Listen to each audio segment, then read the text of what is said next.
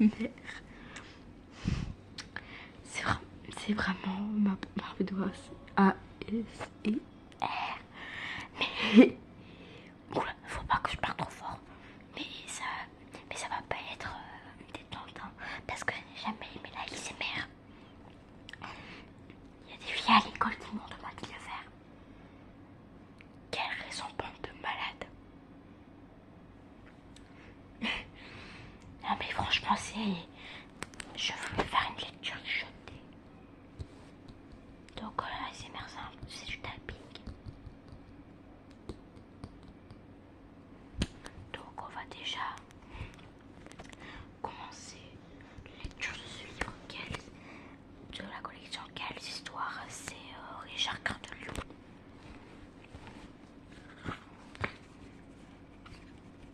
Bon, maintenant vous allez juste entendre ma voix et écouter. Bon, attendez, je règle la caméra et on se retrouve après. Bon, voilà. Attendez. Non mais j'en ai marre de cette caméra là. Elle fait tout comme ça. Bon, on va essayer de faire autrement. C'est mon chien, on va réussir à la caler. Bon, on commence. Richard Cœur de Lion. Je me demande qu'est-ce que ça va donner.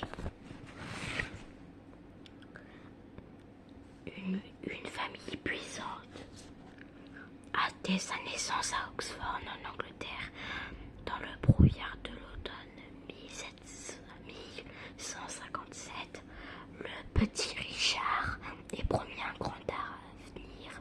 N'est-il pas le fils d'Henri de Platanier, le roi d'Angleterre, et d'Aliénor d'Aquitaine, l'ancienne reine de France?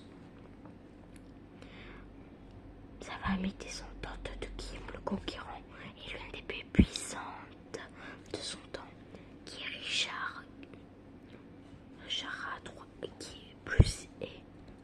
a trois frères, autant héritiers pour assurer la longue lignée et maintenir le flot, l'empire des Plataniers qui s'étendait du sud de la France au nord de l'Angleterre.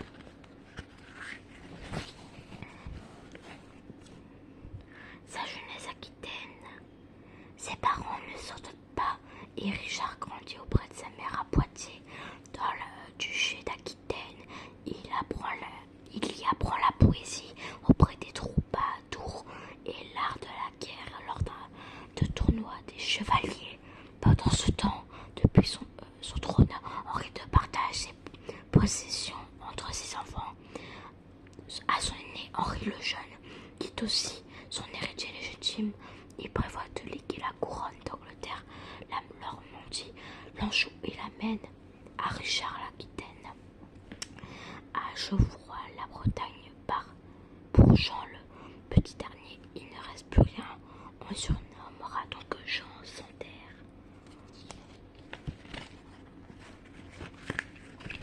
La grande révolte. Quelques années plus tard, le roi Henri II, qui a beaucoup d'affection pour le petit Jean, change d'avis et demande à Henri le Jeune de céder une partie de ses terres pour les offrir à son frère, mais celui-ci n'est pas du tout d'accord et se révolte. Soutenus par leur mère, Richard et Geoffroy prennent le parti de leur grand frère et s'allient au roi de France pour combattre leur propre père.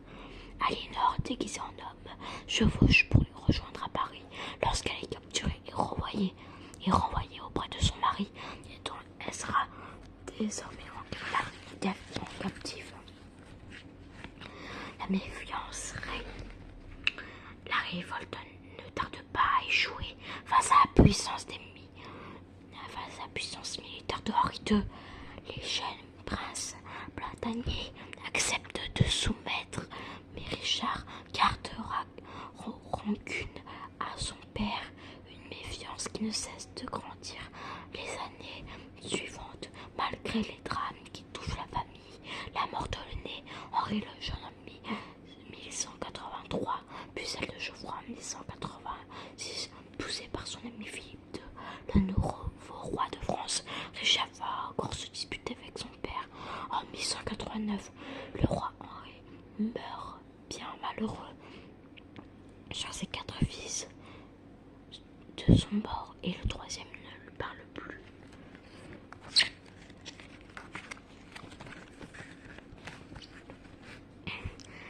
Vive le roi d'Angleterre.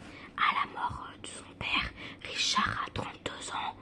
Il hérite du trône d'Angleterre, de la Normandie, de l'Anjou et du Maine. Et cela s'ajoute à son capitaine. Le voilà à la tête d'un immense empire. Mais les ennuis commencent. 2 ans auparavant, un messager est revenu de l'Orient lointain avec une mauvaise nouvelle. Les musulmans, dirigés par Saladin, ont repris Jérusalem aux mains des chrétiens. Le pape décrète qu'il faut envoyer une armée pour répandre la vie saine. C'est ce qu'on appelle la 3e croisade. Richard n'hésite pas une seconde avant de prendre la croix.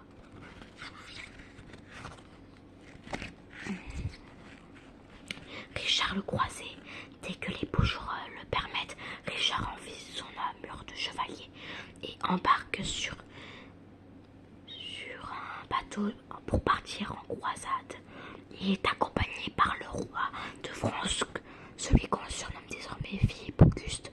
En quelques années de moins que Richard, entre les deux hommes, il existe une profonde amitié mêlée d'une grande rivalité. Durant toute leur vie, ils alternent entre alliance et trahison. Comptez sur nous, c'est au cours de ce périvoyage que Richard gagne le sien, cœur de lion. Il souligne son courage et son caractère indomptable. La guerre sainte. Philippe et Richard arrivent à Acre, sur l'actuel côté israélien. Ici, la chaleur est écrasante